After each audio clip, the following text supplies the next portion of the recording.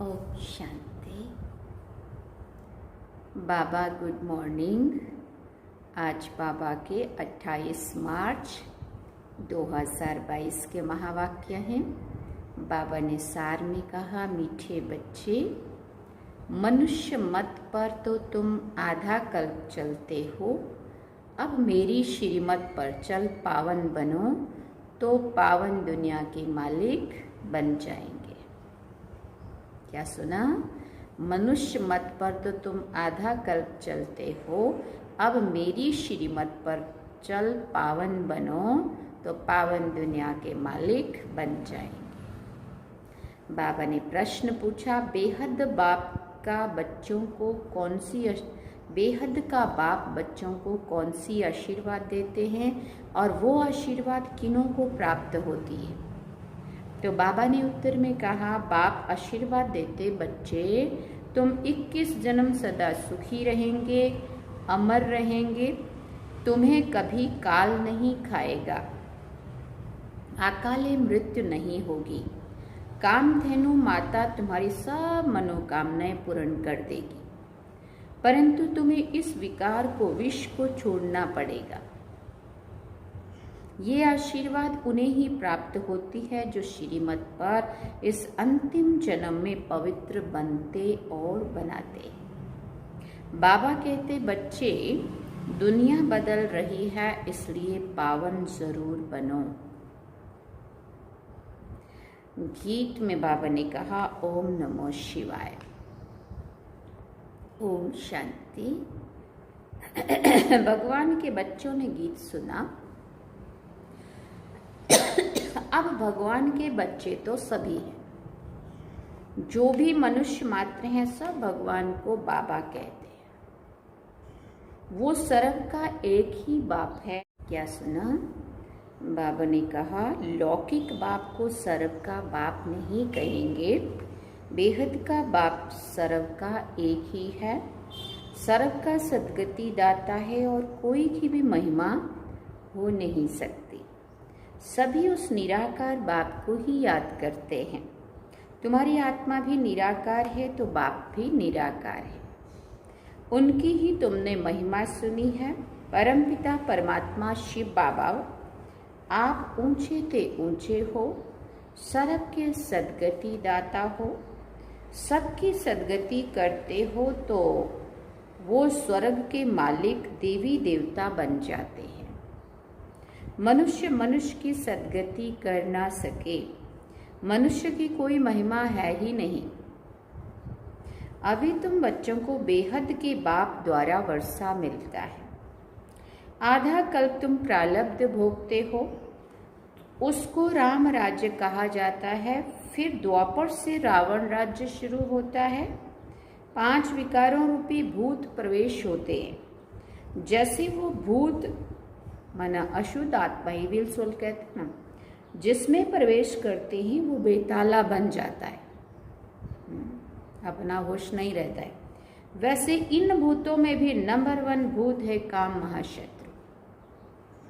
आधा कल्प इस भूत ने तुमको बहुत दुखी किया है। अब इन पर जीत प्राप्त कर पवित्र बनो तो पवित्र दुनिया के मालिक बन जाएंगे। बाप ही सबसे प्रतिज्ञा कराते हैं।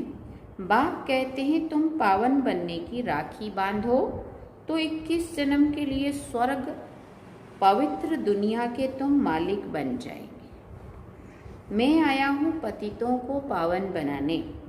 भारत पावन था जब देवी देवताओं का राज्य था, नाम ही सुख धाम था, अभी है दुख धाम।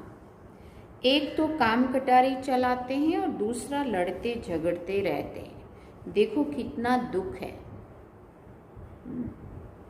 बाप आते ही हैं संगम युग पर।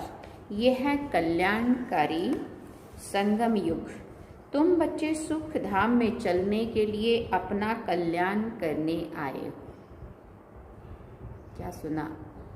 तुम बच्चे संगम युग पे क्यों आए हैं? सुख धाम में चलने के लिए अपना कल्याण करने आए हो। बाप कहते हैं, अब मेरी श्रीमत पर चलो। कैसे कल्याण होगा? बाबा कहते अब मेरी श्रीमत पर चलो, मनुष्य मत तो तुम आधा कल्प चलते रहते। सदगति दाता तो एक ही बाप है, उनकी श्रीमत से ही तुम स्वर्ग के मालिक बन जाते हो। बाकी ये शास्त्र आदि तो पढ़ते पढ़ते अब कलयुग का अंत आ गया है, तमो प्रधान बन गए हैं। अपने को ईश्वर कहलाकर अपनी ही बैठ पूजा कराते हैं। शास्त्रों में प्रहलाद की बात दिखाई है, दिखाते हैं कि थंब से नरसिंह भगवान निकला, उसने फिर आकर हिरण्याकश्यप को मारा। हाँ, ऐसी ऐसी कहानियां बाबा कहते बैठकर बनाई हैं। अब थंब से तो कोई निकलता नहीं है, बाकी सभी का विनाश तो होना ही है। बाप कहते इन साधु संत महात्मा अजामिल जैसी पापात्माओं का भी उद्धार मैं आकर करता। बाप आकर ज्ञान अमृत का कलश माताओं पर रखते हैं। माता गुरु बिगर किसी की भी सदगति हो ना सके। जगत अम्बा कामधेनु सभी की मनोकामना पूर्ण करने वाली, उनकी तुम बच्चियां हो। अब बाप कहते कोई भी मनुष्य मात्र की बात नहीं सुनो। पतितों को पावन बनाने वाला बाप एक ही है, तो जरूर कोई पतित बनाने वाले भी होंगे। रावण राज्य में सभी पतित हैं। अभी वो पतित पावन बाप आया हुआ है स्वर्ग का वर्षा देने के लिए। कहते हैं 21 जन्म तुम सदा सुखी रहेंगे, आशीर्वाद देते हैं ना। लौकिक माता पिता भी आशीर्वाद देते रहते, वो है अलग काल सुख के लिए। ये है बेहद का माता पिता, कहते हैं तुम सदैव अमर रहो, वहां तुमको काल नहीं खाएगा, अकाले मृत्यु नहीं होगा, सदा सुखी रहेंगे। कामधेनु माता तुम्हारी सर्व मनोकामनाएं पूर्ण करती हैं। सिर्फ विष को छोड़ना होगा, क्योंकि अपवित्र तो वहां चल नहीं सकेंगे। बाप कहते मैं तुमको वापस ले चलने आया हूं, सिर्फ पावन बनो। ऐसे नहीं कि बच्चे को शादी करानी है, ना अपने को पतित करना है, ना दूसरों को पतित होने देना है। इस मृत्यु लोक में अंतिम जन्म पवित्र बनना है, तब तो अमर लोक चलेंगे ना। बाप बैठ आत्माओं को समझाते हैं, आत्मा ही धारण करती है। बाप कहते हैं तुम हमारे बच्चे हो, तुम आत्माएं परम धाम में रहती थी, अब फिर ले चलने के लिए आया हूँ। जो पवित्र बनेंगे उनको साथ ले चलूंगा, फिर वहां से तुमको स्वर्ग में भेज दूंगा। मीरा ने भी विष का त्याग किया, तो उनका नाम कितना बाला है। बाप कहते हैं बच्चे अब पुरानी दुनिया बदल नई बनने वाली है। नई दुनिया में देवताएं राज्य करते थे, मैं ब्रह्मा द्वारा तुमको राजयोग सिखलाता हूँ।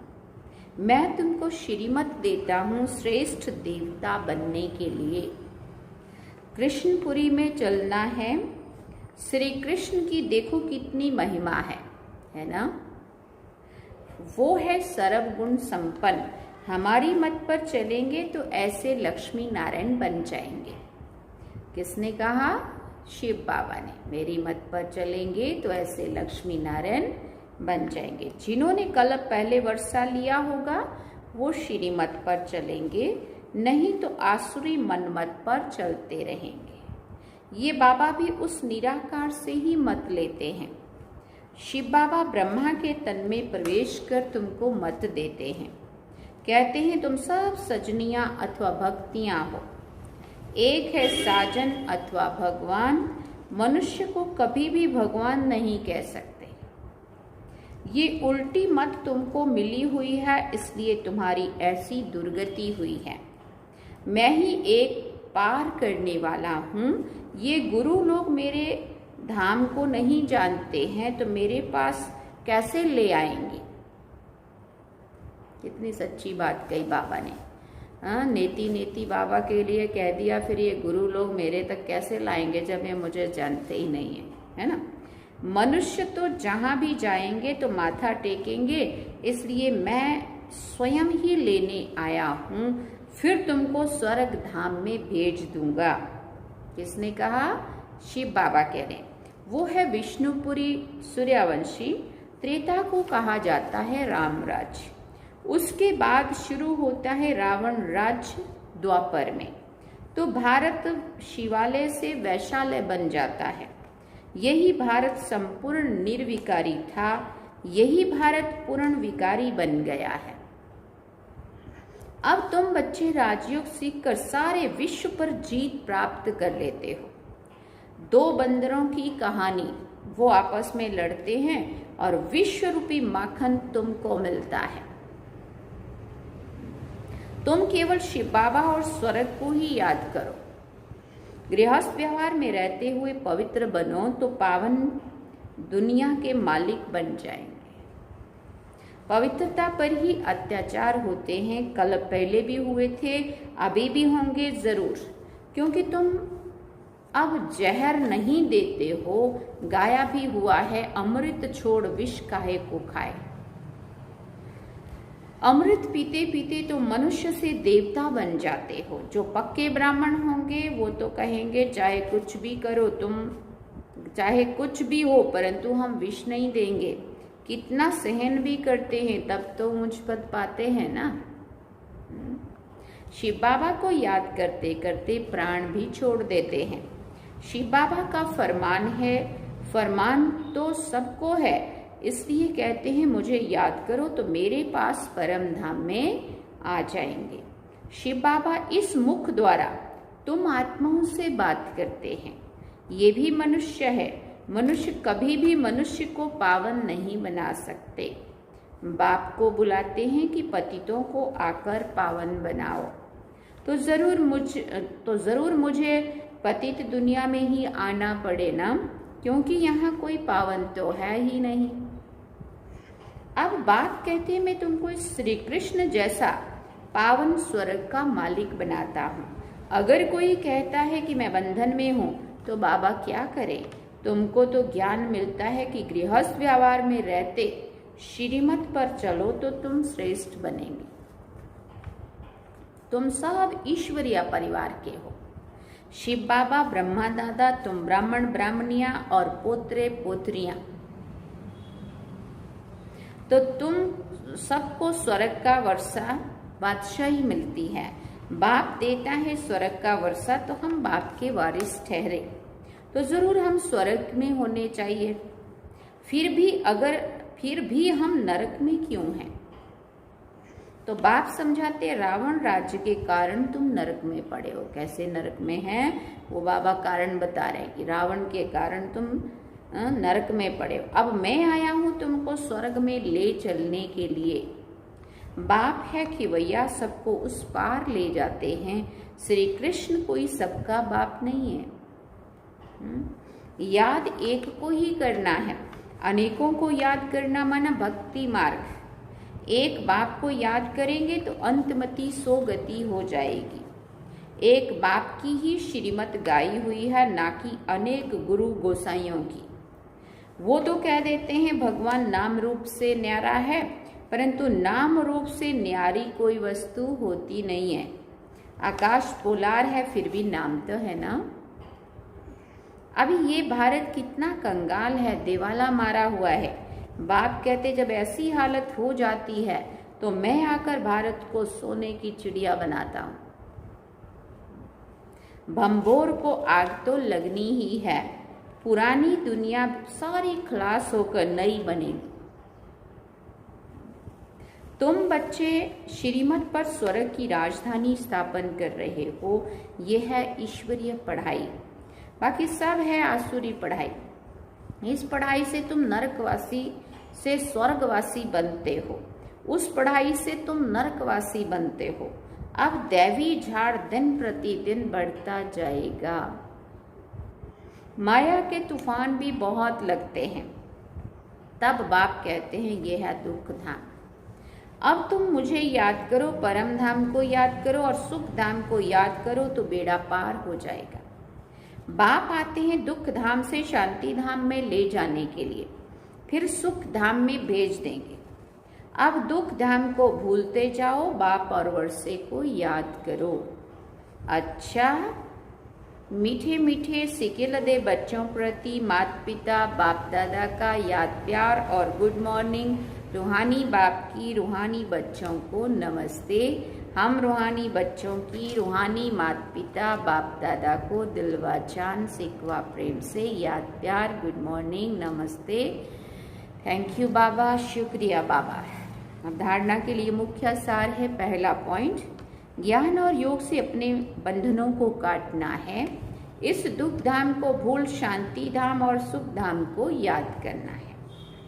दूसरी बात, कुछ सहन करना पड़े, प्राण भी त्यागने पड़े, तो भी बाप ने जो पावन बनने का फरमान किया है उस पर चलना ही है, पतित कभी नहीं बनना है। वरदान में बाबा ने कहा, ब्राह्मण सो फरिश्ता सो जीवन मुक्त देवता बनने वाले सर्व आकर्षण मुक्त भव। संगम युग पर ब्राह्मणों को ब्राह्मण से फरिश्ता बनना है। फरिश्ता अर्थात जिसका पुरानी दुनिया, पुराने संस्कार, पुरानी देह के प्रति कोई भी आकर्षण का रिश्ता नहीं, तीनों से मुक्त। इसलिए ड्रामा में पहले मुक्ति का वर्षा है, फिर जीवन मुक्ति का। तो फरिश्ता अर्थात मुक्त और मुक्त फरिश्ता ही जीवन मुक्त देवता बनेंगे। जब ऐसे ब्राह्मण सो सर्व आकर्षण मुक्त फरिश्ता सो देवता बनो, तब प्रकृति भी दिल व जान सिक व प्रेम से आप सबकी सेवा करेगी। स्लोगन में बाबा ने कहा, अपने संस्कारों को इतना इजी बना दो, सरल बना दो, तो सब कार्य इजी हो जाएंगे। अपने संस्कारों को सरल बना दो तो सब कार्य सरल हो जाएंगे। ओम शांति। फिर है मातेश्वरी जी के अनमोल महावाक्य, परमात्मा करण करावनहार कैसे है। तो मम्मा ने इसके बारे में समझाया है। परमात्मा करण करावनहार जब हम कहते हैं तो वो कैसे करण करावनहार है। मम्मा कहती है, बहुत मनुष्य ऐसे समझकर बैठे हैं कि ये जो अनादि बना बनाया सृष्टि ड्रामा चल रहा है वो सारा परमात्मा चला रहा है सृष्टि। इसलिए वो कहते हैं मनुष्य के कुछ नाही हाथ, करण करावनहार स्वामी किंदा सतगुरु। सब कुछ परमात्मा ही करता है। सब दुख दोनों, सुख दुख दोनों भाग परमात्मा ने ही बनाए हैं। अब ऐसी बुद्धि वालों को कौन सी बुद्धि कहा जाएगा? पहले उन्हों को यह समझना जरूरी है कि ये अनादि बनी बनाई सृष्टि का खेल वो परमात्मा जो अब बनाता है वही चलता है। जिसको हम कहते हैं ये बनी बनाई बन रही खेल ऑटोमेटिकली चलता ही रहता है, तो फिर परमात्मा के लिए भी कहा जाता है कि ये सब कुछ परमात्मा ही करता है। ये जो परमात्मा को करण करावनहार कहते हैं, ये नाम फिर कौन सी हस्ती के ऊपर पड़ा है? अब इन बातों को समझना है। पहले तो ये समझना है कि ये जो सृष्टि का अनादि नियम है वो तो बना बनाया है। जैसे परमात्मा भी अनादि है, माया भी अनादि है, और यह चक्र भी आदि से लेकर अंत तक अनादि अविनाशी बना बनाया है। जैसे बीज में अंडरस्टूड वृक्ष का ज्ञान है ना, और वृक्ष में अंडरस्टूड बीज है, दोनों कंबाइंड है, दोनों अविनाशी हैं। बाकी बीज का क्या काम है? बीज बोना, झाड़ निकलना। अगर बीज ना बोया जाए तो वृक्ष उत्पन्न नहीं होता। तो परमात्मा भी स्वयं इस सारी सृष्टि का बीज रूप है, और परमात्मा का पार्ट है बीज बोना। परमात्मा ही कहता है मैं परमात्मा हूँ